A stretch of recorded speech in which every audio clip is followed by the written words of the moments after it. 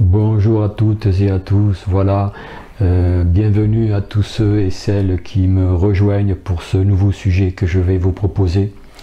Mais avant de passer à ce sujet, donc je voudrais d'abord vous rappeler que demain, pour tous ceux et celles qui ne sont pas encore au courant, que demain à 20 h je fais un live avec Katia Medium. Donc ce sera un live qui sera consacré à des échanges et aussi à des questions-réponses.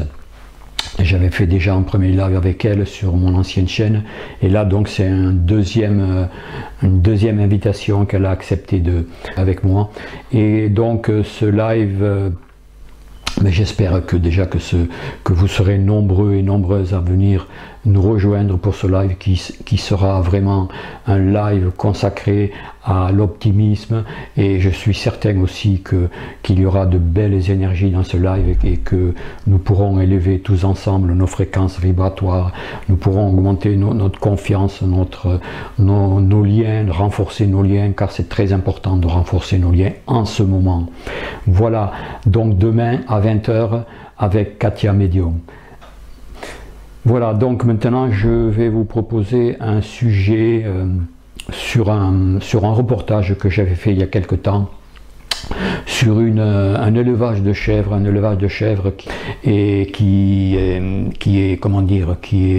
dont l'activité est dirigée par Marie.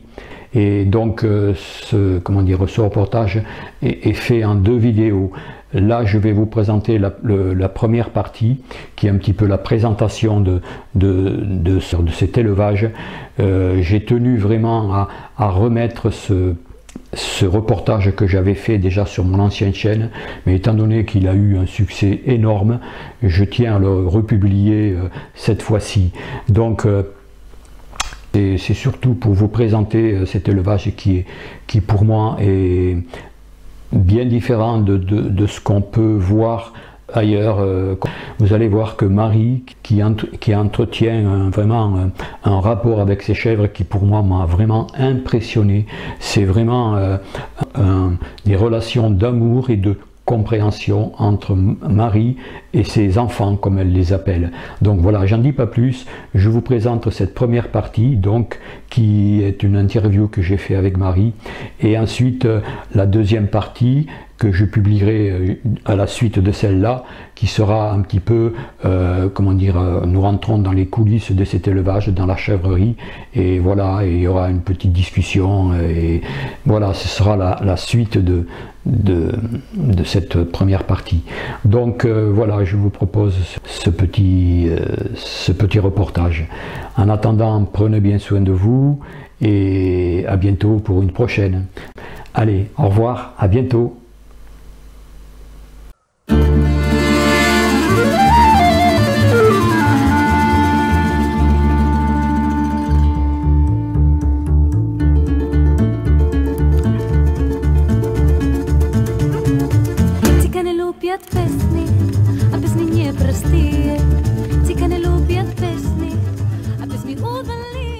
Bonjour Marie. Bonjour Jean.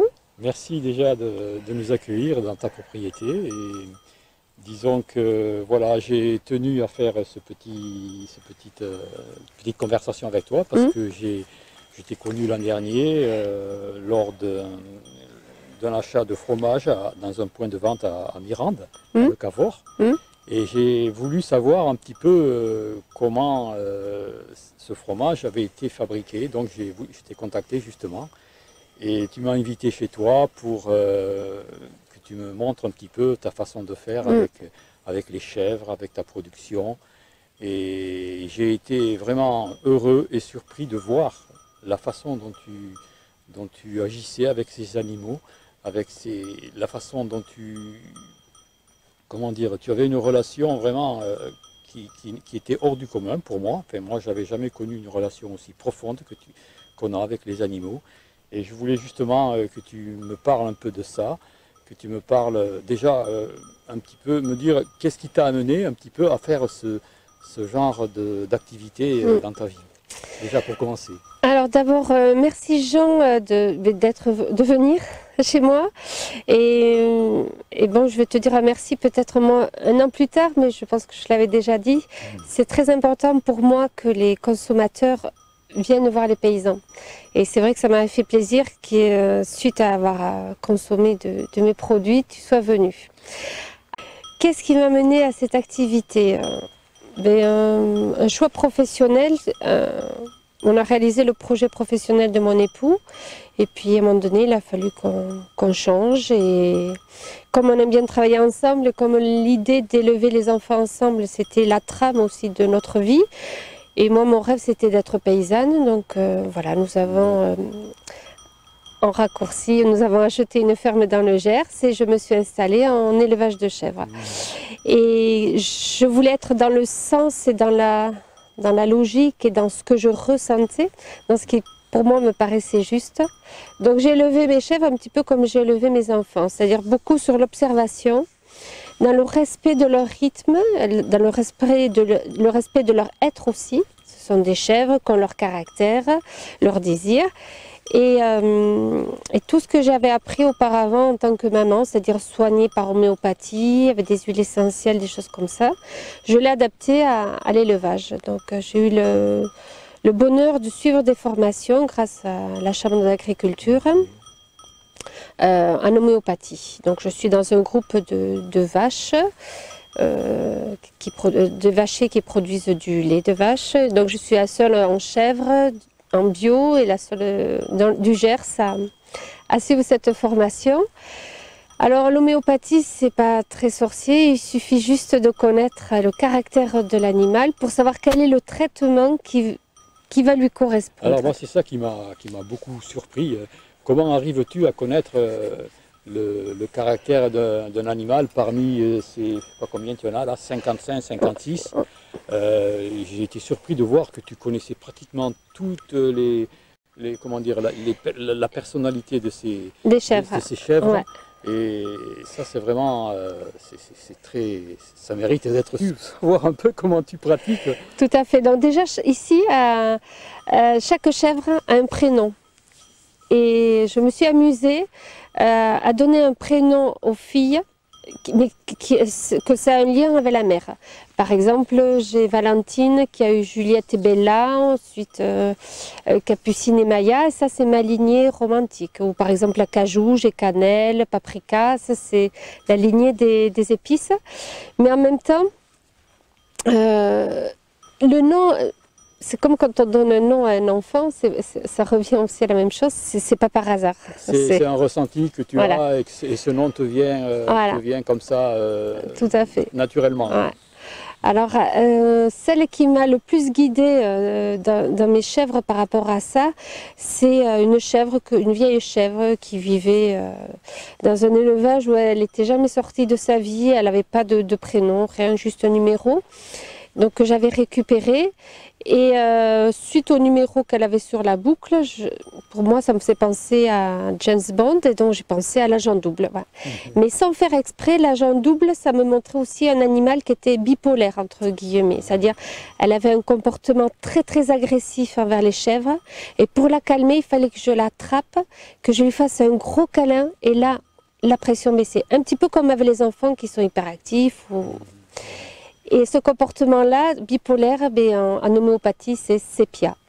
Et c'était une chèvre qui faisait du déni de grossesse, c'est-à-dire les petits naissaient, et elle faisait comme si rien ne s'était passé. Elle les léchait pas, elle les allaitait pas. Et juste en lui donnant des granules de sépia, et dans la minute qui suivait, elle parlait aux petits. Elle est de suite qui s'est manifesté. De toute façon, l'homéopathie, si tu trouves le traitement, l'effet, tu l'as immédiat. C'est ça qui est fantastique. Mais c'est formidable. Bon, l'homéopathie, tout le monde connaît à notre niveau à nous. Mais au niveau des animaux, c'est déjà beaucoup plus rare. Déjà, c'est un point, moi, qui m'a beaucoup surpris. Et en plus, je crois que, bon, par l'homéopathie, tu rajoutes encore beaucoup d'autres, quelques d'autres techniques, hein, notamment la musicothérapie. Alors, et encore autre chose, beaucoup de techniques encore. Alors, tout ce que j'ai fait, en fait, en tant que maman, je l'ai appliqué. Donc, mes chèvres, elles ne sont pas réveillées en criant ou quoi que ce soit. Elles sont réveillées avec de la musique classique. Et donc là, elles se prennent le temps de se réveiller. Et ce moment-là, il est très très important. Moi, ça me permet de voir qui c'est qui a bien dormi, etc. La musique classique, alors j'écoute une radio où des fois il y a une musique un petit peu plus dynamique, style jazz ou choses comme ça, mais voilà. Mais elles m'aident énormément, par exemple, à la période des mises bas, où ça peut être stressant ou angoissant, et là ça détend beaucoup le troupeau. Donc j'utilise dans l'homéopathie. Dans l'homéopathie, pour les chèvres, c'est très facile parce que comme la chèvre est une grande bavarde, c'est très facile de savoir ce qui va pas. Et après ce qui lui correspond. Donc je les soigne aussi avec les fleurs de bac. Donc fleurs de bac au départ c'était le rescue, là c'était facile. Ouais. Et après donc j'ai peaufiné parce que quand je n'y arrivais pas avec l'homéopathie, c'est que j'arrivais dans un autre domaine et les fleurs de bac m'aidaient énormément. Et je fais aussi le shiatsu sur les chèvres. Ah oui, le shiatsu. Où je travaille, où je rajoute des huiles essentielles suivant le massage que je vais le faire. Et le problème de la chèvre avec le shiatsu, c'est que quand je le fais sur une, et bien, les autres elles le voient, elles le savent et elles réclament. Elles attendent de leur tour. Elles réclament aussi les soins que tu fais. C'est incroyable, c'est incroyable la façon dont l'approche que tu as avec ces animaux, la façon de communiquer avec eux. Ouais. Tu me parlais aussi que dans ce troupeau, il y avait des hiérarchies, il y avait des meneuses, il y avait certaines qui étaient un peu récalcitrantes à certaines choses. Voilà. Cette connaissance, quand même, elle est assez curieuse, quoi, assez exceptionnelle même. La chèvre a une réputation qui s'est collée à sa peau depuis des millénaires. C'est qu'on dit que c'est un animal qui est très difficile, choses comme ça. Mais en fait, la chèvre, elle dit ce qui ne va pas. Et c'est à nous à l'écouter. Par exemple, au début où je les amenais au pré, régulièrement, j'avais un souci pour amener le troupeau au pré. Et en fait, j'ai compris que c'était le 3e jour. Et pourquoi le 3e jour, je ne sais pas. Donc, j'ai modifié mes parcs, parce que je suis un parc tournant dynamique. Donc, je leur fais des parcs où elles peuvent y rester 1 voire 2 jours. Mais surtout pas 3 jours. Parce qu'à 3 jours, là, j'ai le bazar.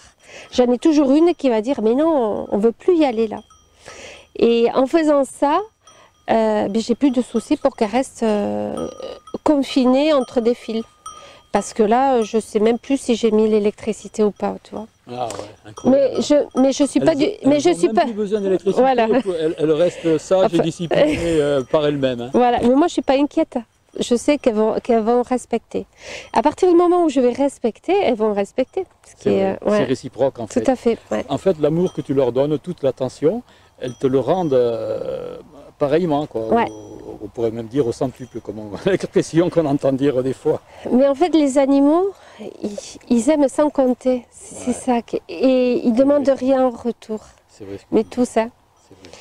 Il y a un livre qui m'a suivi depuis très longtemps et qui me suivra encore longtemps. C'est le livre de Saint-Exupéry, Le Petit Prince. Ah oui. Et la phrase, on ne voit bien qu'avec le cœur, l'essentiel est invisible pour les yeux, c'est juste. Les animaux la connaissent bien avant nous, quoi, cette phrase. C'est vrai ce que tu dis. C'est la plus belle phrase. Je pense qu'on va peut-être arrêter pour ce petit clip. En tout cas, la meilleure récompense, c'est les produits qu'elles te permettent d'avoir. Ces bons fromages, on a déjà bu du lait de chèvre frais. On peut dire, on peut témoigner, il est vraiment très bon, il est même exceptionnel pour avoir déjà bu du lait de chèvre par ailleurs. Il n'y a pas photo, hein, il y a une différence énorme. On sent qu'il y a de l'amour dedans. Ouais. Dans les fromages, c'est la même chose. Tu fais aussi d'autres variantes, je sais. Des yaourts, du fromage blanc, et du flambic, qui est ma spécialité. Ouais. Enfin, qui est ma marque personnelle. Voilà. Mais en fait, je ne tire pas le lait aux chèvres, elles me le donnent. Et là, l'histoire, elle commence là. C'est ça, en fait. D'accord. C'est ça le secret. Tout à fait. Le secret d'un bon lait et d'un bon fromage. Tout à fait. Eh bien, merci pour ce petit entretien. Merci à toi. Et on en refera peut-être d'autres par la suite pour approfondir certains sujets suivant sur YouTube. Très bien, merci Jean. Voilà. Au revoir. Oi mama mama mama, dumitigana yana. Oi mama mama mama, dumitigana yana. Oi mama mama mama.